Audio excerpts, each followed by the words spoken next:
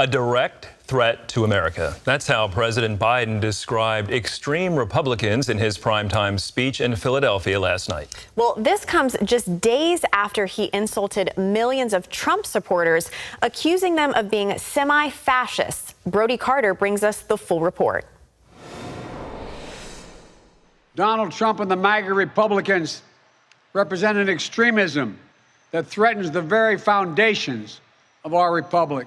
President Biden revived his 2020 campaign phrase, soul of the nation, Thursday for his primetime speech in Philadelphia. It kicks off a 2-month fight as Democrats try to hold on to control of the House and Senate in the midterm elections. And the president came out swinging. No matter what the white supremacists and the extremists say, I made a bet on you, the American people, and that bet is paying off. But while the threat to American democracy is real, I want to say as clearly as we can, we are not powerless in the face of these threats. Biden's speech catered to a top concern held by Americans. A recent NBC News poll found that 21% listed threats to democracy as the top issue, followed by 16% saying the cost of living and 14% saying jobs in the economy. Not every Republican, not even the majority of Republicans are MAGA Republicans. Not every Republican embraces their extreme ideology.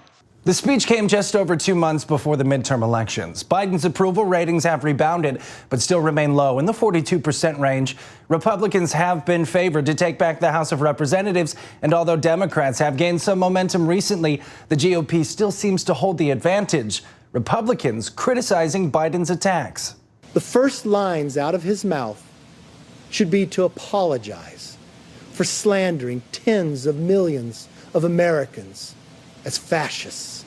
And former President Trump responded to the speech on Truth Social. Someone should explain to Joe Biden slowly but passionately that MAGA means, as powerfully as mere words can get, make America great again. If he doesn't want to make America great again, which through words, action, and thought, he doesn't, then he certainly shouldn't be representing the United States of America. End quote.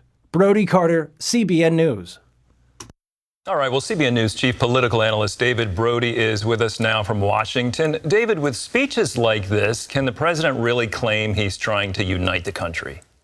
No, I mean, clearly, Andrew, he can't. I mean, he can go ahead and try and claim it. No one's going to believe him. Look, this is a guy that ran on unity. From day one in the campaign, he ran on unity. His inauguration speech was all about unity, and speeches after that were all about unity.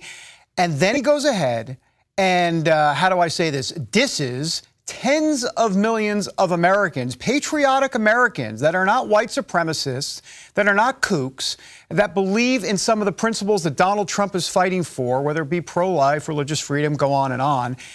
And he dismissed all of them as extremists. Look, it should not surprise us, Andrew, in a world, and we're living in a 180 world here, where men think they're women and women think they're men. And so in a world like that, it is no surprise that Joe Biden's unity speech was anything but. It was a divisive speech, as divisive as you can get. And I'm very concerned for the country here. He talked about the soul of our nation. Yeah, I think we should all be very concerned about the soul of our nation, particularly the godless soul of our nation, a word he left out last night. You know, it's interesting. I guess one of the theories is he's trying to change the subject away from inflation, crime, immigration, and I guess effectively he's done that. But it seems like the worst thing the Democrats could do is rile up the Trump base and even Republicans who aren't even really fans of Donald Trump. Well, that's right. This could really come back to, as they say, bite them big time, for sure. But you're right, Andrew, and I think it's an astute observation. I think that's what they're trying to do here, right? They think that Trump has always said, I'm good for business. I'm great for business, for the media and their ratings and everything.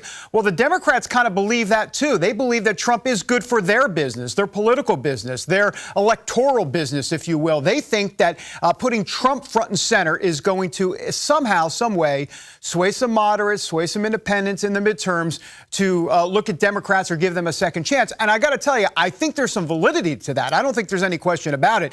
I think at this point, the question for Democrats is how much will this actually impact them going forward? David, do you think the Democrats want Donald Trump to be the Republican nominee in the next election? Yes. They also wanted him to be the Republican nominee in 2016. And let's ask President Hillary Clinton how that worked out. Look, the truth of the matter is it didn't work out in 2016. You have to be very careful what you wish for. Could you imagine, Andrew, are we going to go down a scenario where a former president of the United States is potentially criminally indicted, runs for president, not convicted, and wins back the White House? We could be in a scenario like this. Look, Democrats think Trump is, the devil incarnate. I mean, don't take my word for it. They've said that. But look, it could really come back and backfire on them. And we should not lose sight of the fact that background last night was many people calling it blood red. You might call it devilish red. The point is, clearly, the Biden the Biden administration trying to make a point there with the red. But I think it backfired on him. Look, here's a tip to the Biden administration. Just take it as free analysis. If you're going to paint someone as an authoritarian, like he did with Donald Trump, you might not want to look so authoritarian yourself and sound it as well. And boy, that backdrop last night did him no favors. Yeah, the backdrop had a kind of a spooky feel to it. Does anybody think that a speech like this changes anyone's mind? Speeches come and go. In a week, does anybody care? No, I don't think so. Now, having said that, there's a couple things to unpack here. First of all, the major networks did not carry the speech, so I think that's interesting. I think the problem for Biden and the administration here is that what a lot of people are hearing about the speech afterwards, because they didn't really see much of it, are a couple of clips and a bad background, and that's not good for Biden. So the speech did not go well. Having said that, I think right now we're looking at, if it's not going to be a red wave, all caps 72 font, it might be a red wave in a smaller case, but either way, I think a red wave is coming. So I think right now Democrats are just trying to kind of mitigate the damage at this point as to what's coming in November. All right, David, always appreciate your analysis. Thank you for being with us today.